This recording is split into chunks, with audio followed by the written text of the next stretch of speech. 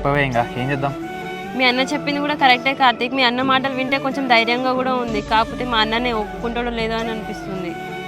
నాకు కూడా అదే అనిపిస్తుంది. ఇక మా అన్న మాట కాదని కూడా మనం మ్యారేజ్ చేసుకున్నాం అనుకో, మా ఇంటికి కూడా పోలేం మనం. అవును కార్తీక్, మీ అన్న మాట కాదని చెప్పి మనం పెళ్లి చేసుకున్నాం అనుకో, అటు మీ సైడ్ సపోర్ట్ ఉండదు, ఇటు మా ఇంట్లో కూడా సపోర్ట్ ఉండదు. అవునే, ఇన్ని రోజులు నాకు అసలైన ధైర్యమే మా అన్న అనుకుని, ఇప్పుడు ఆ అన్న మాట కాదని వెళ్ళిపోతే కరెక్ట్ కాదే.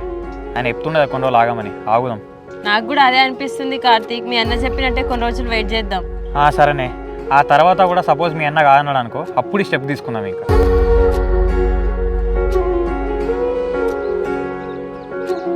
హలో శివ. హలో బావా, ఎక్కడ ఏం చేస్తాను? ఇక్కడనే మన రూమ్ దగ్గర ఉన్నా. అవునా బావా, చెల్లెగిట్ల నేను కలవడం కానీ వచ్చినా బావా? కావ్యాన్ని కలవడానికి రాలే శివ, ఎందుకు ఏమైంది? అదేం కాలే బావా, చెల్లె వాళ్ళ ఫ్రెండ్ కలవడానికి వెళ్ళింది, నేను ఇట్లా కలవడానికి వచ్చిందని ఫోన్ చేసిన. నేను మీ చెల్లెని కలవాలనుకుంటే నీకు చెప్తా కదా శివ. సరే బావా. శివ ఒకసారి కనుక్కో మరి చెల్లి ఎక్కడికి వెళ్ళిందో. సరే బావా, నేను కనుక్కో నీకు మళ్ళీ ఫోన్ చేస్తాను మరి. అమ్మా, చెల్లె బాగా కలుతాను పోయింది కానీ సో బావకాడు కూడా పోలేటనే. ఏంది బిడ్డ బాగా కలుతానని పోయింది, మరి బావ దగ్గరికి పోకుంటే ఎటుపోయింది అది మరి?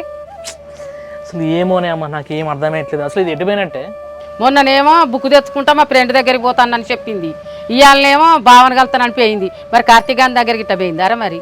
అమ్మ చెల్లె మనకు అన్ని దొంగ మాటలు చెప్పిపోయినట్టున్నదే. ఆ కార్తీక్ దగ్గర పోతే మాత్రం వాడిని కంపల్సరీ నడుపుతానని చెప్తాను ఇక.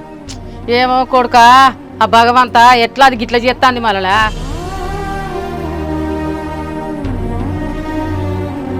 కడదాకా కలిసుండటమే బ్రతుకంటే కాదం.